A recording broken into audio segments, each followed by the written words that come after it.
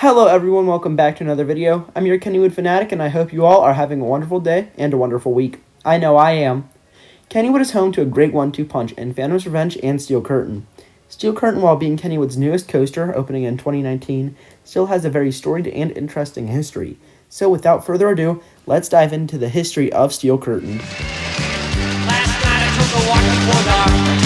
I swing a place called Kennywood Park. Had some fun to see what I could see. That's where the girls are. I took a ride on the lazy loop. The girl that sat beside was awful cute. And when we stopped, she was holding hands with me. Steel Curtain's story begins even before its planning. Its plot of land used to be the home of the legendary Logjammer. Logjammer gave its last ride since 2017 and was removed due to increasing maintenance costs.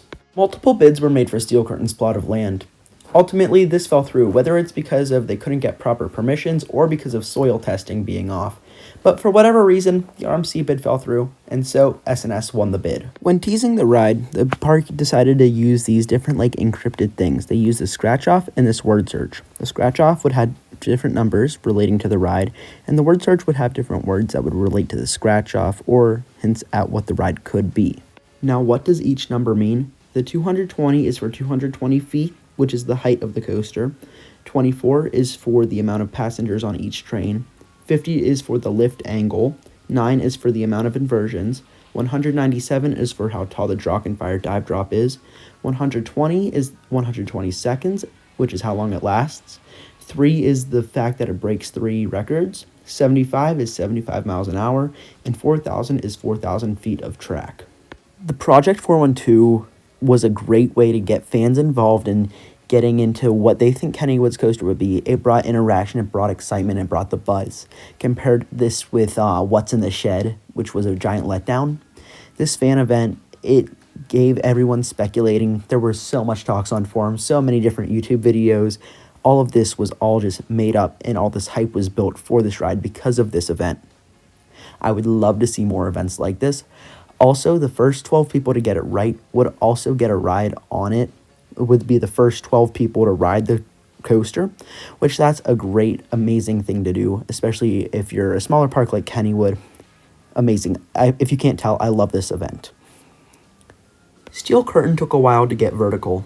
It finally became vertical during the Holiday Lights event in 2018.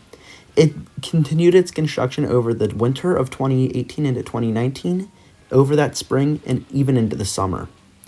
The coaster didn't open until July 12th for its media day, and on July 13th, 2019 for its opening day to the whole public. In 2019, Steel Curtain was very unreliable. It went up for a few days, and then it went down for a few days. And then maybe for a week it was up again, but then by the weekend it was closed. So it operated very unreliably, and this angered a lot of people, but Kennywood claimed that since it was a new prototype, it was bound to happen, and it was okay, and that the coaster was still safe. So it just operated like that for the rest of the 2019 season. In 2020, during the COVID pandemic, Steel Curtain did not open at all. Whether this was because they were still making adjustments or because they didn't have enough test runs on this is unknown. It's unknown why it did not open, it just did not. The park did still advertise it for the 2020 season though, despite it not being rideable. Sounds like a different year. In 2021, we did get Curtain back, which was very nice. Although it still operated the same as it did in 2019. Up for a few days, down for a few days. Up for a week, down for a week. It operated like that all summer. It didn't really operate reliably for the whole season. And it was a big problem. People were mad, but what are you going to do? It's a brand new prototype ride. I believe in 2021 it also valleyed. I forget if that was 2021 or 2022. But the good news is, for some reason, in 2022, the ride started operating reliably. If it was up for a longer period of time. And if it was down, it was only for short little bits of time.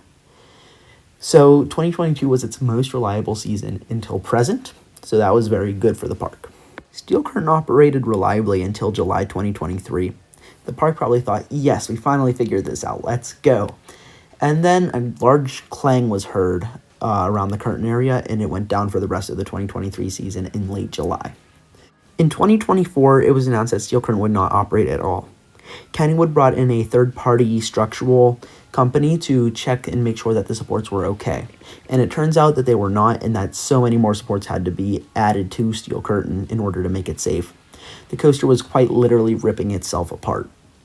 This, of course, caused outrage amongst the general public. Even one person tried to sue Kennywood over this. In 2025, we finally got steel curtain back. It was no longer a lawn ornament. It operated probably the most reliably it had in its entire lifetime. It also was running super fast and super well. Row 9 and Row 5 are crazy, let me just tell you. Steel Curtain is definitely one of Kennywood's great rides of all time. It has a really interesting history, and it would be a shame to see Steel Curtain struggle to have more issues in the future. I hope that what they did in 2024 will help it be able to operate reliably for the next 10-20 years, because Steel Curtain is a winner. Kennywood has a winner on their hands.